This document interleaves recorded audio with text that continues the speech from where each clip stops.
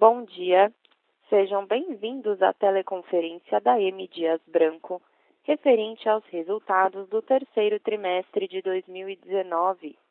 Estão presentes os senhores Geraldo Luciano Matos Júnior, vice-presidente de Investimentos e Controladoria, e Fábio Cefali, diretor de Novos Negócios e Relações com Investidores. Agora, gostaríamos de passar a palavra ao senhor Geraldo, que iniciará a apresentação. Por favor, senhor Geraldo, pode prosseguir. Bom dia a todos, sejam bem-vindos à teleconferência da M. Dias Branco, referente aos resultados do terceiro trimestre de 2019. Os resultados desse trimestre, com queda dos volumes vendidos e do EBITDA, ainda ficaram abaixo do potencial de crescimento e lucratividade da M. Dias Branco, refletindo as condições desafiadoras no ambiente de consumo, especialmente na região Nordeste, os esforços para a normalização dos níveis dos estoques dos clientes e a continuidade dos preços elevados do trigo. Ao mesmo tempo, as ações iniciadas no trimestre passado, com foco na retomada do crescimento sustentável e no aumento da lucratividade, começam a mostrar os primeiros resultados, evidenciados pela estabilização dos volumes vendidos, pela redução dos níveis dos estoques dos clientes, pela reestruturação do time comercial, que agora atende às diferentes oportunidades de crescimento nas regiões Norte e Nordeste e no conjunto das regiões Sul, Sudeste e Centro-Oeste, pelo aumento da cobertura da base de clientes, entre outros resultados, que serão explorados em mais detalhes pelo Fábio. Mesmo com a retração do EBITDA de 33,7% e queda de 4,2 pontos percentuais na margem, a geração de caixa, medida pelas disponibilidades líquidas geradas pelas atividades operacionais, foi um destaque positivo desse trimestre, totalizando 267,4 milhões de reais, 5,8% maior que no ano passado, resultado do maior rigor aplicado na concessão de prazos e na readequação dos estoques da M. Dias Branco. Cerramos o trimestre com a alavancagem de 0,7, medida pela relação dívida líquida pelo EBITDA, inferior à alavancagem no fechamento do trimestre passado, e em linha com a registrada no terceiro trimestre de 2018. Pelo terceiro ano consecutivo, a Fitch Ratings classificou a M. Dias Branco como AAA, com perspectiva estável, dada a robusta capacidade de geração de caixa operacional da M. Dias Branco em cenários econômicos diversos e de forte pressão nos custos. No trimestre, nossos investimentos somaram 77 milhões de reais, 219,6 milhões no acumulado do ano, com destaque para os investimentos da unidade moageira e do centro de distribuição em Bento Gonçalves, para o aumento da capacidade do silos do Bonhê em Rolândia, para o aumento da capacidade de embalagem em Jaboatão dos Guararapes e a implantação do novo sistema de folha de pagamento. Para finalizar, o time da M. Dias Branco segue empenhado e focado na execução de sua estratégia de crescimento, com lucratividade, ao mesmo tempo atentos aos desafios que se impõem no curto prazo. Muito obrigado e peço agora ao Fábio que detalhe os resultados do trimestre. Obrigado, Geraldo, e bom dia a todos. Peço agora que acessem a apresentação disponibilizada para o acompanhamento das explicações. Começamos pelo slide de número 3. Relembramos que os resultados da Piraquê passaram a ser contemplados nas informações consolidadas da M. Dias Branco a partir de 17 de maio de 2018. As informações nesta apresentação são consolidadas, ou seja, M. Dias Branco e Piraquê, e avisaremos quando forem apenas M. Dias Branco. Seguimos agora para o slide 5, onde apresentamos a receita líquida, os volumes vendidos e o preço médio total, todos consolidados. Na comparação com o terceiro trimestre de 2018, registramos retração de 11,1% da receita líquida, essencialmente pela queda dos volumes de biscoitos e massas, dado que na região Nordeste, relevante para o nosso negócio, o desempenho desses mercados foi negativo e pior que a média nacional. Adicionalmente, desde o segundo trimestre deste ano, estamos trabalhando para reduzir os níveis dos estoques em nossos clientes e melhoramos os preços médios, com foco na gestão do mix de produtos e de canais. Já na comparação com o segundo trimestre deste ano, a redução de 2,3% dos volumes deu-se principalmente na categoria de massas, com foco na região Sudeste. Nos próximos 4 slides, vamos passar por algumas das medidas em curso para a retomada do crescimento sustentável dos volumes e os seus primeiros resultados. Começamos no slide 6, onde para as categorias de biscoitos e massas, que juntas representam 75% da nossa receita líquida, apresentamos os dias de cobertura de nossos estoques nos clientes. Observamos que entre os meses de janeiro e junho deste ano, estávamos com níveis elevados de cobertura, superiores a 50 dias, o que comprometia a retomada dos nossos volumes, quando medidos pelo sell-in. Por meio de ações comerciais e de marketing voltadas aos sell-outs e de práticas de precificação mais segmentadas por canais, levamos a cobertura para cerca de 30 dias, nível adequado e que cria as bases para a retomada gradual e sustentável do crescimento. Passamos agora para o slide 7. Apresentamos no gráfico o conjunto das deduções realizadas na receita bruta, devoluções, descontos e impostos sobre vendas, extraídas de nossas demonstrações financeiras.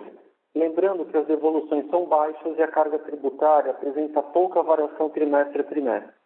Dessa forma, a redução observada no gráfico, principalmente entre o segundo trimestre e o terceiro trimestre de 2019, deu-se essencialmente pela redução dos descontos e bonificações comerciais, de forma seletiva e segmentada, objetivando a melhora das margens e a desconcentração das vendas por canais de distribuição. Este foi um primeiro passo.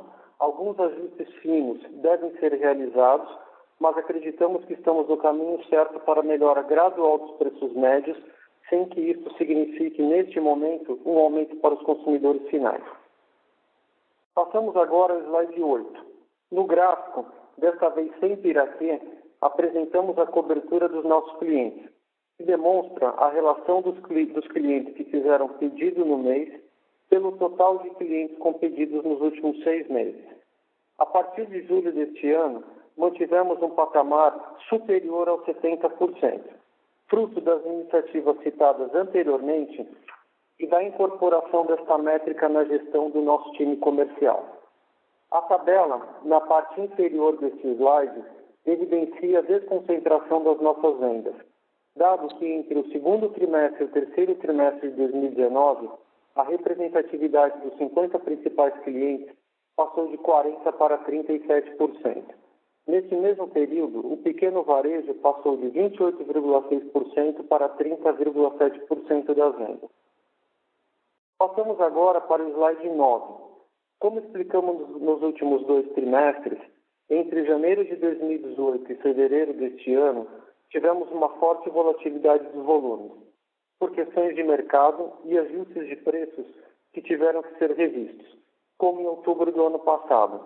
A partir do segundo trimestre deste ano, fruto do conjunto das iniciativas, estabilizamos os volumes e já observamos uma retomada gradual e sustentável do crescimento. Passamos agora ao slide 10, sobre o EBITDA. Observamos queda do EBITDA nominal e da margem na comparação entre o terceiro trimestre de 2018 e de 2019, e leve recuperação com o segundo trimestre de 2019. Algumas questões precisam ser destacadas para explicarmos essas variações. Para a primeira, peço que por favor avancem para o slide 11, onde observamos a evolução da nossa produção total e o nível de utilização de capacidade. Pelos fatores já explicados, como retração dos mercados e readequação dos estoques nos clientes, reduzimos a nossa produção, inclusive por meio de concessão de férias coletivas, e resultou na diminuição do nível de utilização da capacidade e, consequentemente, menor diluição dos custos fixos, impactando negativamente as nossas margens. Vamos agora para o slide 12. Aqui vamos apresentar o impacto do aumento do trigo em nossas margens.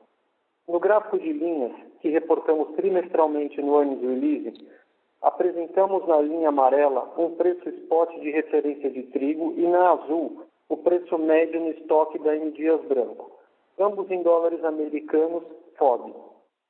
Observamos que desde o terceiro trimestre de 2018, operamos com preço médio superior aos $230.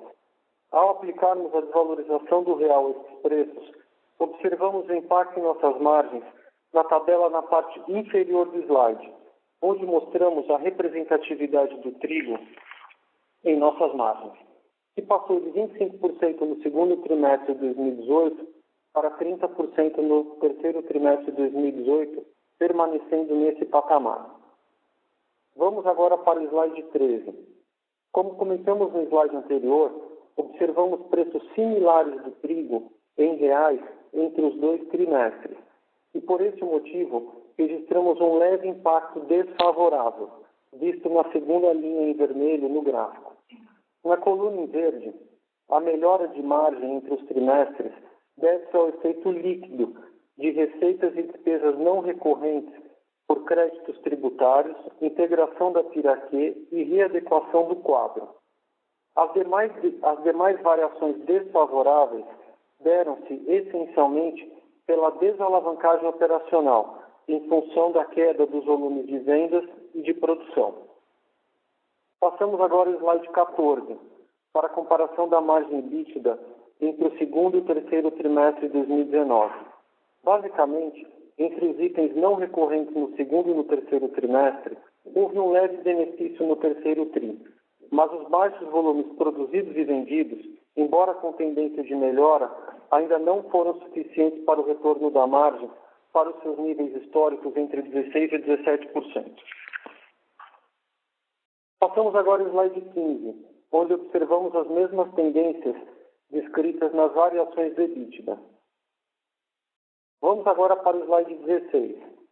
Apesar da queda do EBITDA, as iniciativas explicadas anteriormente possibilitaram também uma melhora significativa no ciclo financeiro, principalmente nas linhas de estoques e recebíveis, permitindo o aumento da geração operacional de caixa na comparação do terceiro trimestre de 2019 com o segundo trimestre do mesmo ano e com o terceiro trimestre do ano passado.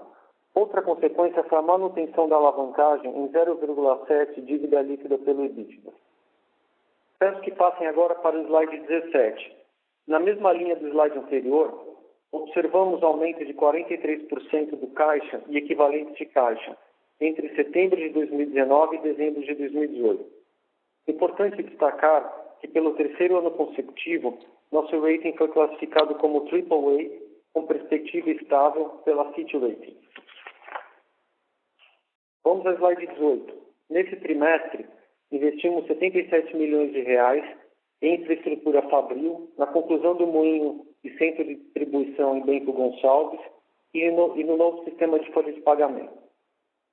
Vamos agora para o slide 19. Importante destacar algumas das iniciativas e entregas para alguns dos ODS considerados em nossa estratégia de sustentabilidade, que abrange as questões sociais, ambientais e de governança. Realizamos doações de produtos, reduzimos a taxa de acidentes de trabalho e, pelo terceiro ano consecutivo, recebemos o troféu Transparência da ANEFAC. Vamos agora para o slide 20, sobre os lançamentos no trimestre. Na marca Adria Plus Life, lançamos os biscoitos e bolinhos sem glúten, fruto do projeto Germinar de conexão com startups, e na linha integral, os biscoitos Maria e Maisena na marca Vitarella. Passamos ao slide 21 e observamos o desempenho de nossas ações abaixo do Ibovespa desde janeiro de 2018. Para finalizar essa parte do call, antes de seguirmos para a sessão de perguntas e respostas, gostaria de fazer um resumo das iniciativas que estão em curso. Sobre o modelo de precificação, nossa expectativa é concluirmos o diagnóstico no quarto trimestre deste ano e iniciarmos a implantação das melhorias a partir do primeiro trimestre do ano que vem. Sobre a estrutura comercial, as equipes já estão organizadas em dois grupos, Norte e Nordeste, que chamamos de área de defesa, e Sul, Sudeste e Centro-Oeste, que representa a área de ataque, com maior potencial de crescimento.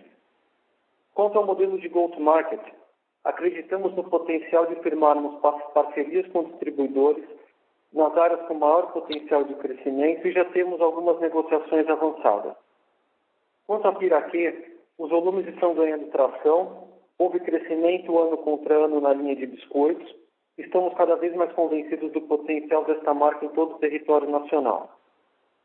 Seguimos com a implantação do novo modelo logístico e os primeiros avanços foram realizados nos estados de São Paulo, Pernambuco, Rio Grande do Sul, Bahia e Rio de Janeiro. Então, encerramos assim esta parte da teleconferência e podemos seguir agora para as perguntas e respostas. Iniciaremos agora a sessão de perguntas e respostas, apenas para investidores e analistas. Caso haja alguma pergunta, por favor, digitem *1. Se a sua pergunta for respondida, você pode sair da fila digitando *2. As perguntas serão atendidas na ordem em que são recebidas. Solicitamos a gentileza de tirarem o fone do gancho ao efetuarem a pergunta. Dessa forma, uma ótima qualidade de som será oferecida. Por favor, aguardem enquanto coletamos as perguntas.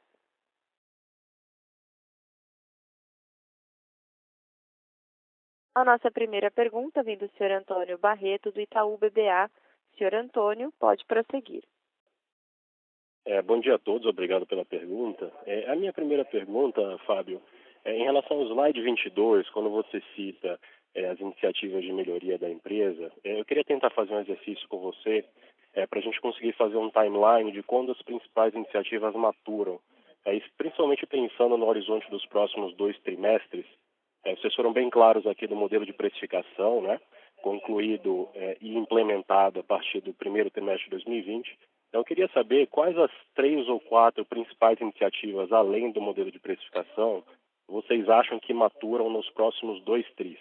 Vocês comentam que algumas delas vocês já avançaram, mas eu queria entender quais as que você acha que vão trazer um impacto mais relevante nos próximos 2 trimestres, além do modelo de precificação. Essa é a primeira pergunta.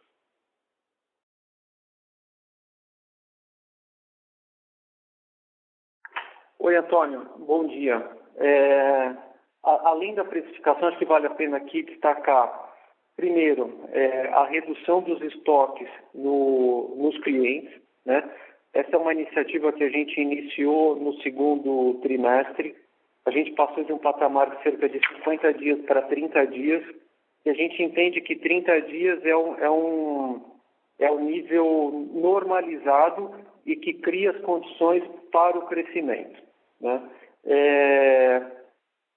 Em linha com a iniciativa de precificação, desde o segundo trimestre também, a gente reduziu e readequou os descontos e bonificações de forma segmentada por canal. Isso, num primeiro momento, significou uma redução dos volumes, ou seja, houve uma pressão nos volumes, mas a gente entende também que cria as condições para a gente crescer de forma gradual e sustentável. Uma outra iniciativa também nessa linha de olhar os canais de forma mais segmentada e fazer a gestão de mix de canais é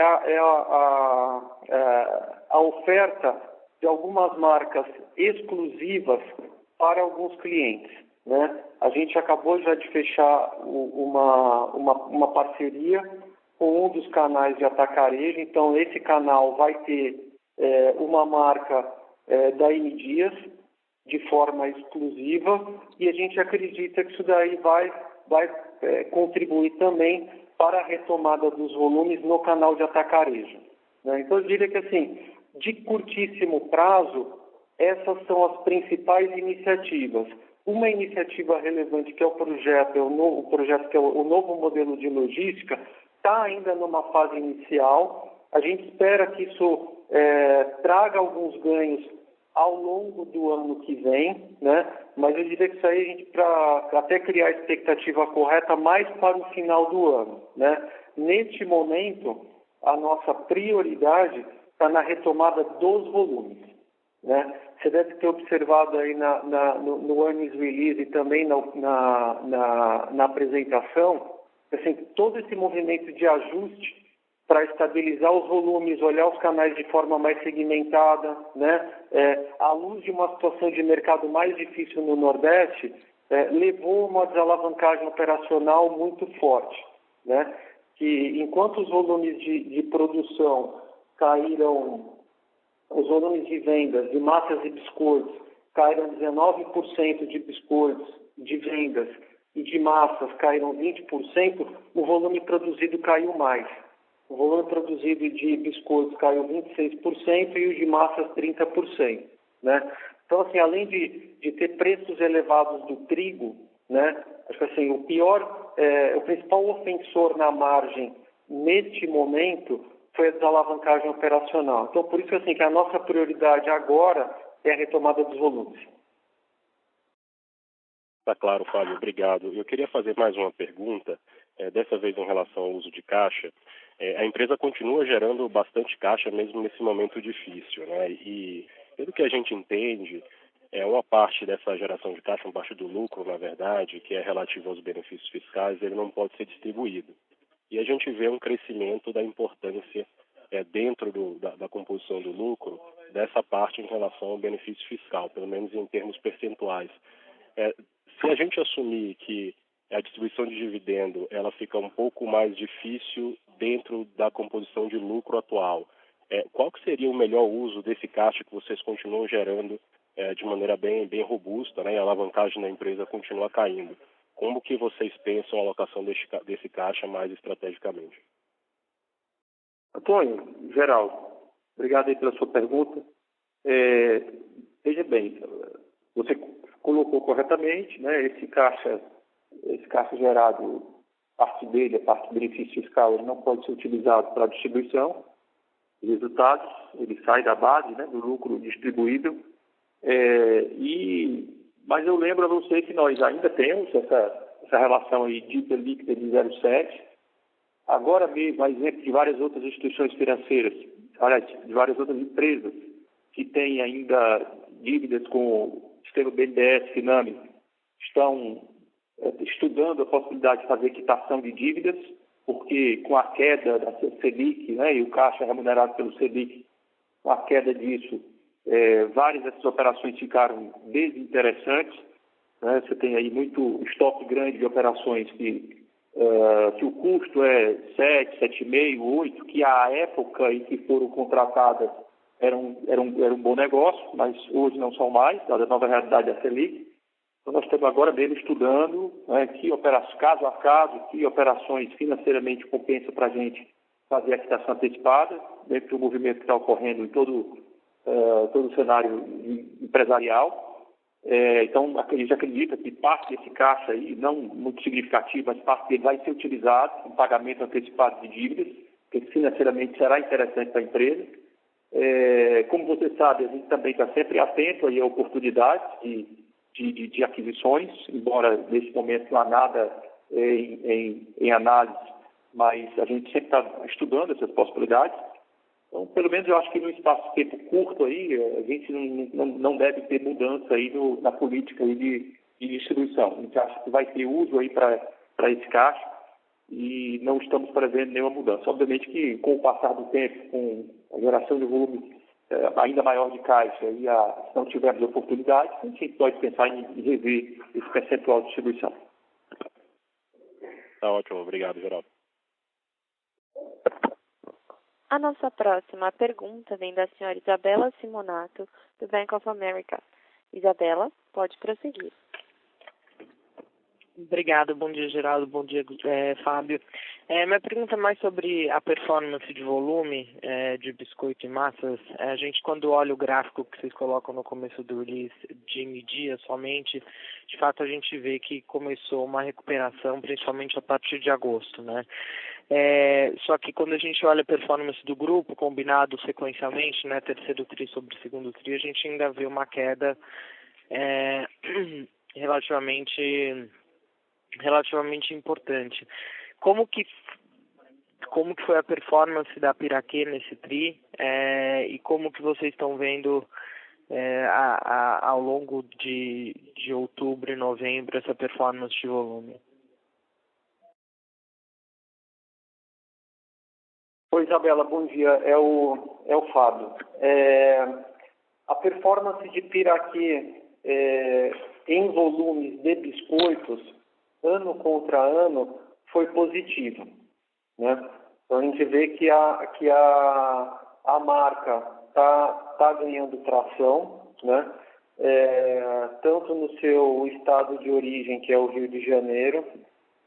A gente começa a ver alguns resultados positivos, mesmo com volumes ainda iniciais, na região Nordeste, né?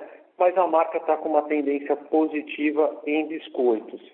Massas não foi uma tendência positiva. A gente fez alguns ajustes de preços, principalmente na marca Al Dente, que faz parte da Piraquê. Observamos alguma retração dos volumes e é possível que a gente tenha que fazer algum ajuste fino nesses preços para a retomada dos volumes, né? Mas lembrando que, do ponto de vista de receita, né, biscoitos na Piraquê, onde a gente tem os produtos mais icônicos da marca, representam cerca de 80% da receita total, né? Então, o negócio central ali da Piraquê é a categoria de biscoitos e que ano contra ano teve um resultado positivo em volumes.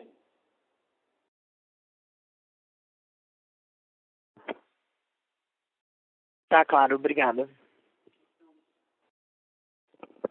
A nossa próxima pergunta vem do Sr. Tiago Duarte, do BTG Pactual. Sr. Tiago, pode prosseguir. Olá, bom dia, Fábio, bom dia, Geraldo, bom dia a todos. Eu queria fazer 3 perguntas simples. A primeira pergunta com relação a esse dado que vocês trouxeram do nível de estoques no varejo, da queda a partir do terceiro tri. Eu queria só, se vocês pudessem comentar para a gente como esses níveis de dias de estoque correram ao longo do ano passado, principalmente no terceiro e quarto do ano passado. Só para entender, vocês já mencionaram, vocês entendem se é um nível normalizado, mas só para entender como é que essa figura fica no ano contra ano, nesse terceiro tri, se possível, no quarto tri do ano passado. A segunda pergunta é com relação ao sell-out, né? Com essa queda de estoque, e o Fábio falou bastante sobre isso quando a gente vê o número de produção caindo mais do que o sell-in, né? Mas com essa queda de estoque no varejo que a gente já vê no terceiro tri, eu esperaria um número de market share já mostrando alguma melhora quando a gente olha esses dados da Nielsen que vocês trazem para o release mês de julho a agosto. Eu queria só entender como é que vocês interpretam esse dado, se é simplesmente o fato da Nielsen estar pegando um dado de julho a agosto, talvez em setembro já tenha tido uma melhora, enfim, que é só tentar casar o que parece ter sido o teu sell-out versus o market share. E por último, essa mudança dos canais que nós estamos vendo, né, quando a gente olha a quebra, né, tem uma queda já leve em alguns canais, principalmente o cash and carry chama muita atenção, e uma alta importante no pequeno varejo.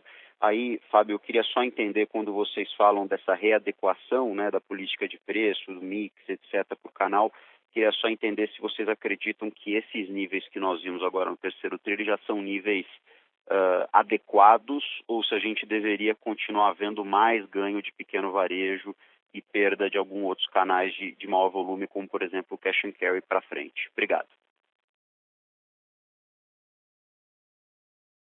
Oi, Thiago, é o Fábio. Vamos começar aqui com a primeira. A gente começou a acompanhar essa informação de estoques no varejo esse ano, né? Então eu vou ver se a gente consegue essa informação do ano passado, né? Se a gente conseguir, eu te passo. Agora, assim, acho que é importante pontuar que esse nível de 30 dias, né, considerando o shelf life das categorias de biscoitos e massas, é um nível adequado, né? E o nível de 50 dias, de 50 a 60 dias, é um nível muito alto, né? Então, assim, qualitativamente, 30 dias é um nível adequado. Se a gente tiver informação de 2018, aí eu encaminho para todos, tá bom? Com relação ao sell-out, né?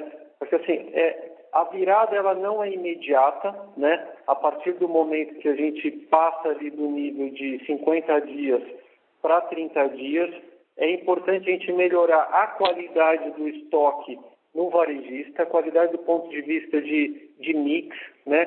De garantir que o que mais gira está disponível no varejista, né? Porque o que a gente observou aí nos últimos meses é que tinha varejista com estoque muito alto, mas de produtos com pouco giro, né? Então, por isso que a virada a redução dos estoques dos varejistas não significa, num primeiro momento, uma retomada do volume, uma retomada forte, né? Mas o que a gente começa a ver é uma retomada gradual. A visão do share que você colocou tem sim um delay, então acho que a gente vai precisar aí de mais alguns bimestres, né? Que é a forma como a Nielsen reporta por bimestre, mais alguns bimestres para a gente confirmar ou não uma volta do market share. Na terceira pergunta, que você mencionou, é a readequação dos canais.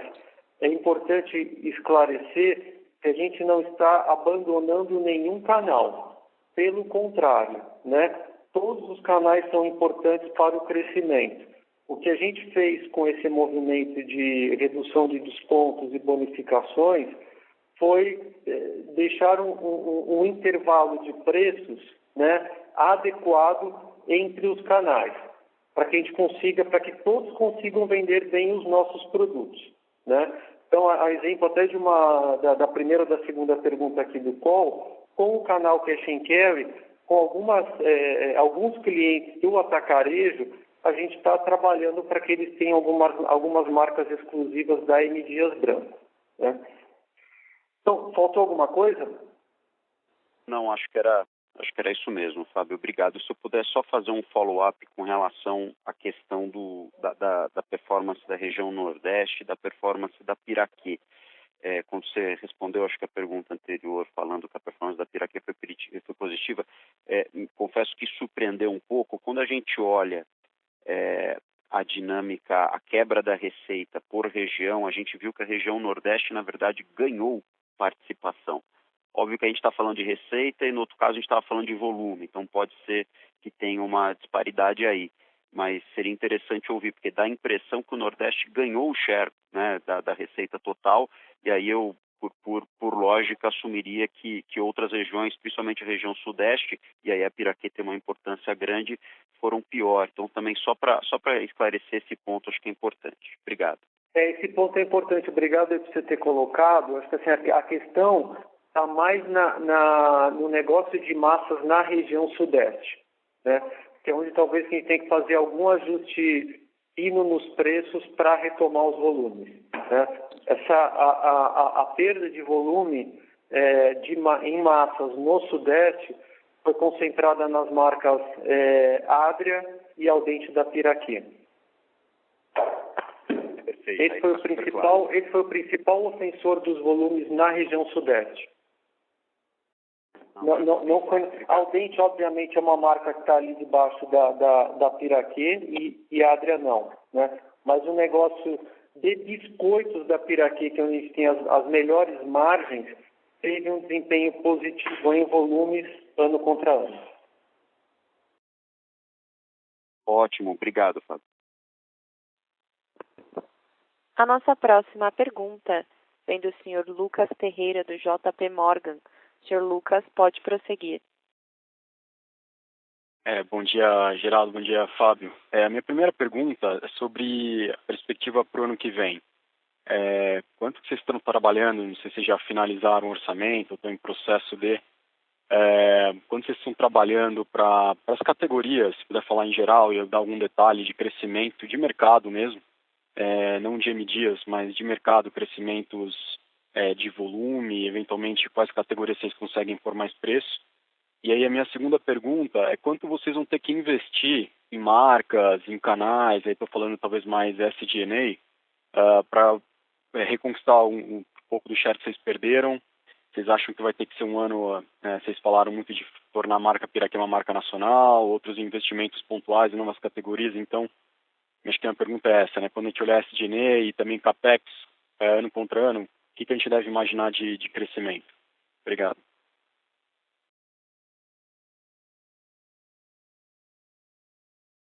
Oi, Lucas, Geraldo.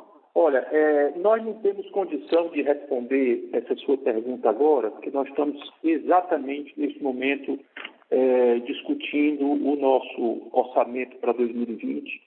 Tivemos até uma excelente reunião com o Conselho de Administração na semana passada, onde a gente discutiu aí, premissas que serão utilizadas nesse planejamento. Discutimos aí volumes com a apresentação da área comercial e toda uma estratégia, mas nós estamos avançando no ciclo orçamentário. Só deveremos ter essa posição fechada aí, eu acho que na segunda quinzena de dezembro, quando a gente vai estar apresentando ao Conselho de Administração para discussão e aprovação o orçamento de 2020. E, na realidade, todas as perguntas que você faz aí, de perspectiva de volume, de gastos de propaganda e publicidade para retomar o mercado, tudo isso está exatamente o teor da nossa discussão. Então, a gente não vai poder falar nada nesse momento, porque estamos exatamente discutindo internamente e com o Conselho a perspectiva para 2020. Legal, Geraldo. Então, se eu puder só fazer um follow-up num ponto que o Fábio fez, Fábio, você comentou os ajustes de canais que vocês estão fazendo, que a gente deveria ver uma melhoria de preço médio vindo desses ajustes, mas não de aumento de preço para o consumidor final. É isso mesmo? Não tem, por enquanto, então, pelo que entendi, perspectiva de ajuste de preço, mas sim de canais e mix. É isso, né? Seu entendimento está correto. Tá bom, Fábio. Obrigado. Obrigado, Geraldo.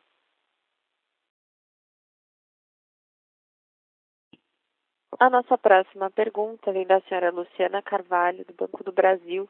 Senhora Luciana, pode prosseguir. Bom dia a todos, Geraldo, Fábio. A minha pergunta foi já parcialmente respondida, eu só queria entender um pouco o ambiente competitivo, né? Quando vocês falam que vocês estão ganhando em preço com as iniciativas no comercial, descontos e mix de canal, queria entender como é que vocês estão sentindo o ambiente competitivo. Eles têm diminuído os descontos também? Como é que vocês estão avaliando esse ambiente competitivo no Nordeste e também no Sudeste?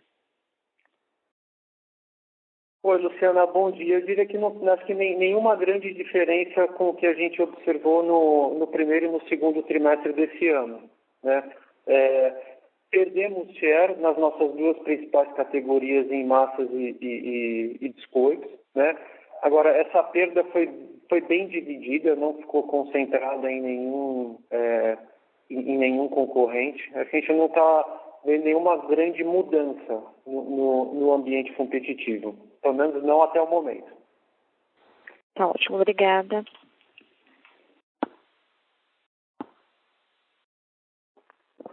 A nossa próxima pergunta é do senhor Anderson Barreto, da Mafre Investimentos. Senhor Anderson, pode prosseguir. Bom dia a todos. Eu gostaria que vocês falassem um pouquinho sobre o trigo. Atualmente a gente tem visto ele cair um pouco aqui, tanto no Brasil quanto na Argentina. Eu queria entender o quanto que isso pode impactar nos custos de vocês daqui para frente. E se vocês acreditam que esse trigo ele vai continuar aí um momento de retração, ou se vocês estão visualizando já uma nova alta. E eu queria entender o quanto que vocês conseguiram se aproveitar um pouco desse momento. Uma outra coisa é a questão da Argentina. A política, vocês enxergam algum tipo de problema que possa impactar no preço do trigo? E aquela questão de uma possibilidade de abertura de mercado, por exemplo, com os Estados Unidos, importando aqui para o país, se isso ajudaria a M. Dias Branco ou não. Oi, Anderson, bom dia. Aqui é o Fábio. A questão da Argentina a gente vai ter que acompanhar, né? Acho que é cedo ainda para a gente adotar aqui qualquer tipo de posicionamento. Obviamente é importante porque boa parte do trigo que o Brasil consome, que a M. Dias Branco consome, tem origem na Argentina, né?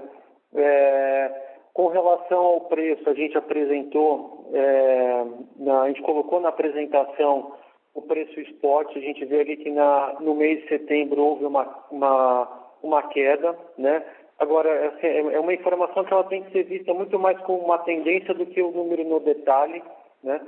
Porque assim, o que a gente está observando agora, principalmente da Argentina, é que existe um volume, uma liquidez baixa, né? Do trigo vendido, então isso acaba interferindo nos preços que são comparados, né? Até pegando um gancho aqui no que o Geraldo comentou, a gente está trabalhando nessas mesmas perguntas que você fez agora no nosso processo orçamentário para 2020, né? Então, a gente ainda não tem uma conclusão definitiva, né? O que a gente está vendo nos resultados atuais é que a gente está com um patamar de trigo elevado, né? Tanto em dólar, né? E em cima desse preço alto do dólar, a desvalorização do real, né? Isso aí tirou aproximadamente 500 pontos de margem quando a gente compara com o primeiro trimestre de 2018, né? Que é o que a gente colocou também na apresentação. A última questão que você colocou, eu imagino que seja referente à tarifa externa comum, né? Que são os 10% aplicados para todo o trigo que é importado de fora do Mercosul.